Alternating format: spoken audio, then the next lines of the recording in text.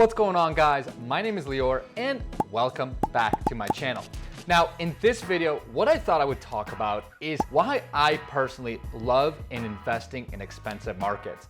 There's obviously a lot out there online and in the general real estate community about, finding cheaper markets for better cash flow, but I'm going to talk to you guys about why I don't think that's the right strategy and why I think you should consider investing in more expensive markets. So with that, let's get at it. What's going on, guys? My name is Lior and welcome back to my channel. Now, before I dive right into this topic, super quickly, guys, if this is your first time on my channel, first of all, welcome. Second of all, make sure you smash that subscribe button for me. I'm putting out tons of new videos every single week talking about different facets of real estate investing. So I give you guys tips and strategies. I give you my thoughts on different investing tactics, how to underwrite deals, and of course, tours of my own personal projects here in Boston. So that's the kind of content you're looking for. Make sure you subscribe to the channel. So with that, let's get right into it. And the reason why I thought I'd make this video is, once again, I looked at, I saw a couple of Instagram posts that just got me really riled up, right? This reminds me of that What Grinds My Gears from Family Guy, if you guys ever seen that. But it really just got me riled up because I think it's just false information, right? There's a lot of info about how, you need to go find the cheaper or cheapest markets. That's where you're gonna have cash flow, and that's where you should be doing real estate deals, right? Go buy, your $100,000 single family kind of markets. And there's certainly some validity to that, right? Obviously, the general philosophy is you're gonna get better cash flow, but I think that's a very, very one-dimensional view of what makes a true real estate investment successful.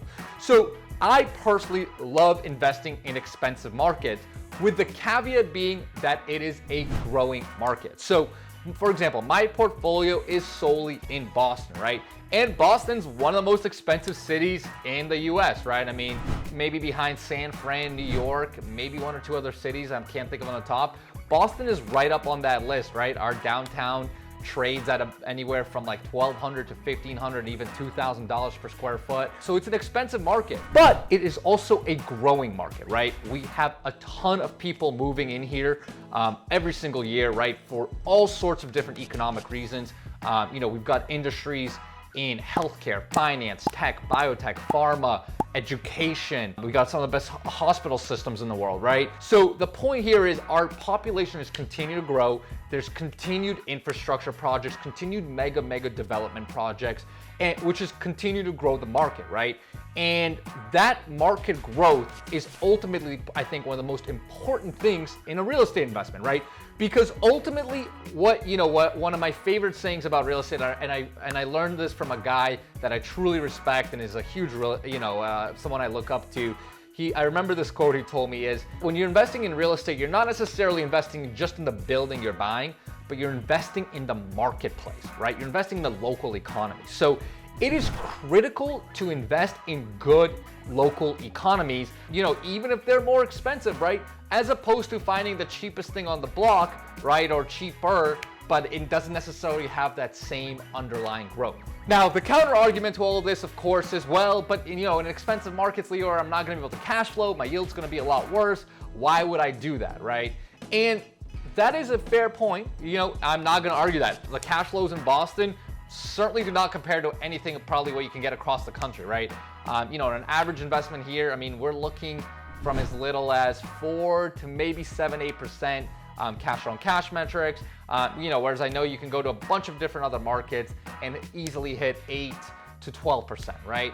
So yes, the yield here is definitely lower, but here's the thing that you're forgetting is cash on cash and cash flow is just one facet of real estate investing, right? That's just it's a very one-dimensional view to assess the success or quality of a real estate investment just based on cash flows, right?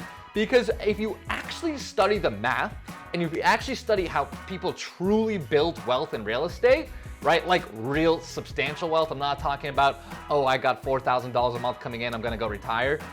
That's fantastic if that's your goal. But if you're truly looking to build like real big wealth, right? That is made on the exit of real estate, right? It's made when you either sell a property or you do something like a cash out refinance, right? And you essentially are capitalizing on the equity built within the property. That is where the bulk of returns are, right?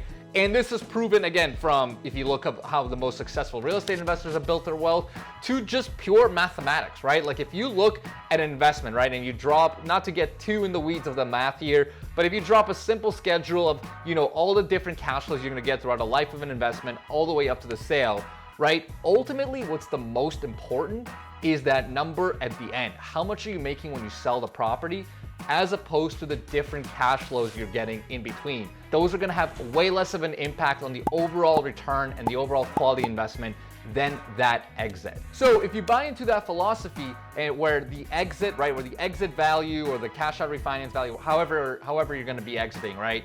If you buy into that philosophy, that means one of the most important things you need to understand is, well, if I'm gonna be sitting on a property for say 3, 5, 7, 10 years, whatever it is, you wanna know how it's gonna perform from a market perspective, right? How is that market gonna continue to perform? Is it gonna continue to grow? Are there gonna be people continuing to move in there? And ultimately, is your property likely going to appreciate in price or not, right? So if a market is not growing or not growing as aggressively, and it doesn't have the local different economics infrastructure and everything, chances are when you're gonna be exiting in X amount of years, you're not gonna have that same growth in the asset price as opposed to markets like say Boston, Washington, DC, markets like New York, even though New York was a little bit more volatile during COVID, right? We saw a lot of people exiting. So, your more established markets are gonna be a lot sturdier and likely still have that ongoing demand. Here's the critical component. In my analyses though, I never assume that's the driving factor, right? That appreciation rate is the driving factor. You can't bank on that, right? So in all my analyses, even though I can see historical data of, how much my local market has grown, I never assume, that I'm gonna hit it out of the ballpark, right? That my property is gonna grow by 5, 10, 15% per year appreciation rates, even though that's literally what's been happening the last number of years, right? In all of my analysis that I do, I always assume a 2 to 3% appreciation rate, right? Which is basically just to keep up with your basic inflation, right? But I basically treat the growth of my market, which is Boston, as my upside, right? So, it's not what's driving my numbers and it's not what's, making me say, okay, boom, here we go. But I see it as almost upside for me so that when I do potentially exit in 5 to 7 years, I have that extra cherry on top, if you will, of having that extra asset appreciation, which is why I'm willing to pay these, quote unquote, higher prices as compared to other markets and take less cash flow, less yield today. You might be asking yourself, so, does that mean you're never gonna buy in cheaper markets? You wouldn't even consider it. And that's certainly not the case. I think there are markets that are, again, quote unquote, cheaper that certainly have plenty of upsides. I know there's a lot of markets in the Southeast and Southwest that have grown quite a bit, that are a lot lower priced than Boston is. But my point would be, if I was to go there, I would absolutely be looking at the growth of those markets, right?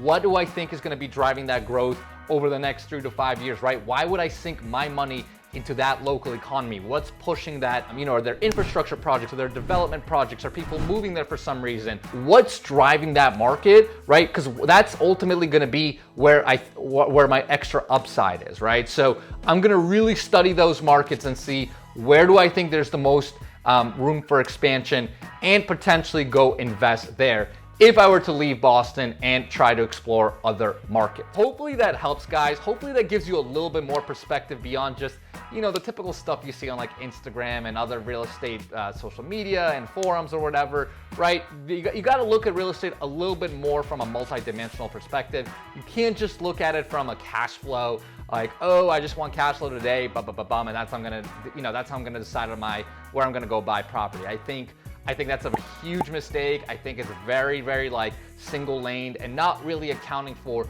where true wealth is truly built in real estate. So let me know if you agree or disagree. But if you guys have any questions, make sure you put them in the comments below.